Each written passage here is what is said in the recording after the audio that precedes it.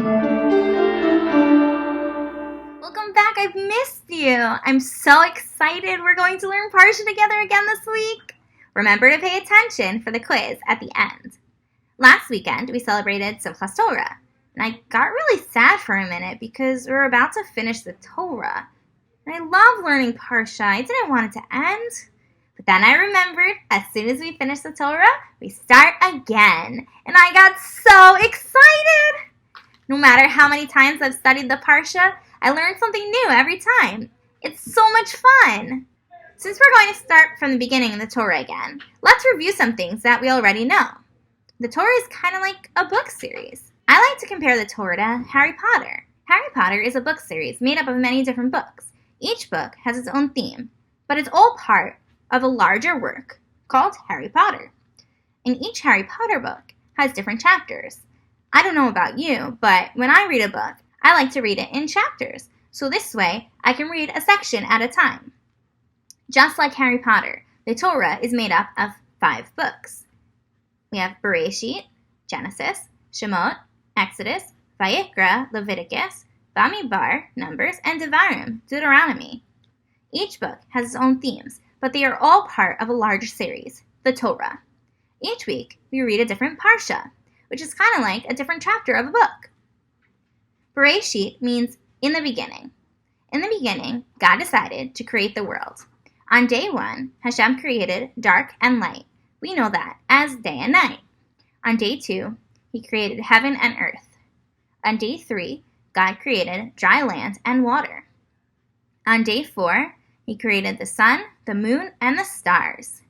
On day 5, Hashem created fish, birds, and reptiles. And on day 6, he created land animals and humans. On the 7th day, he rested. We know that as Shabbat.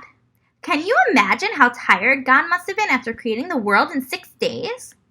I know after a whole week of working, I'm very tired, and I'm so thankful that I have Shabbat to rest. I didn't do anywhere near as much work as Hashem did creating the world.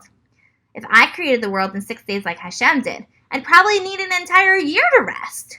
Hashem is truly amazing to only need 1 day of rest after all the hard work of creating the entire world.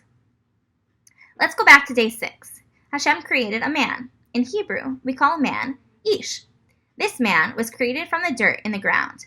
He was the only man on earth and became very lonely. He had lots of animals to play with, but nobody to talk to. He asked God for a partner.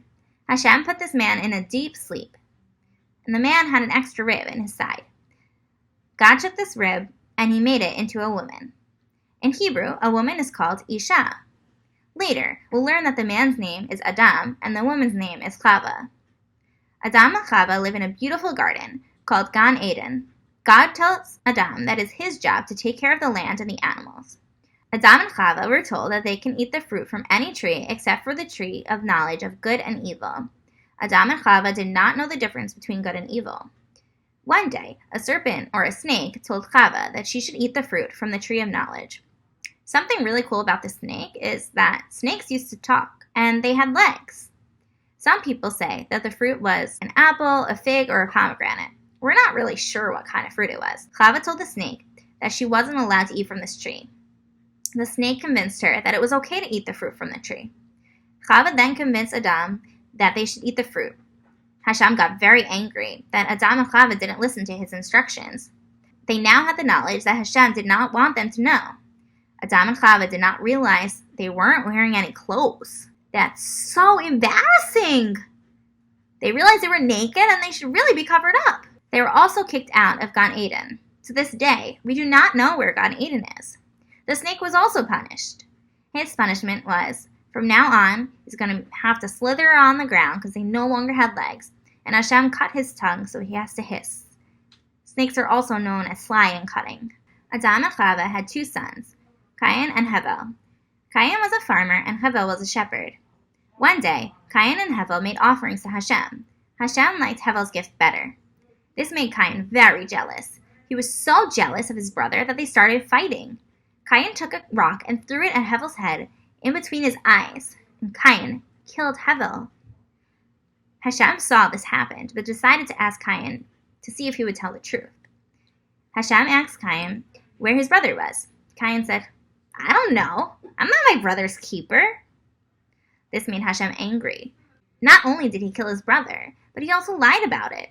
Hashem punished Cain by making him a wanderer and put a mark on his forehead as a sign that everyone would see what he did. We learn from this story that we really shouldn't be jealous because it can lead to really bad things. And we also learn that we should not lie because the truth will be found out.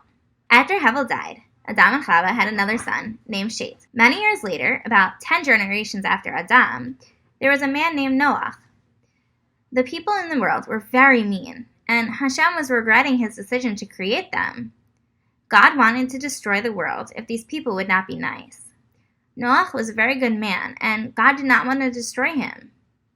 We're going to learn a little more about Noach next week. Okay, I hope you're paying attention, because it's quiz time! Are you ready to review the parsha? Let's begin. What does the word Bereishit mean? In the beginning, tree of knowledge, forbidden fruit, or ending? That's right, it means in the beginning. How many books are there in the Torah? 18, 613, 1004, or 5? That's right, there are 5 books in the Torah. How long did it take God to create the world? 6 days, a year, 300 years, or 2 months? That's right, it took God 6 days to create the world. What did God do on the 7th day? Created iPads, created light and dark, created animals, or he rested? That's right, God rested on the 7th day. Who were the first people on earth? Moshe and Zipporah, aliens, Adam and Chava, or Abraham and Sarah? That's right, it was Adam and Chava. Great job, you got them all correct. Thank you for watching my Parsha video. Have a good Shabbos.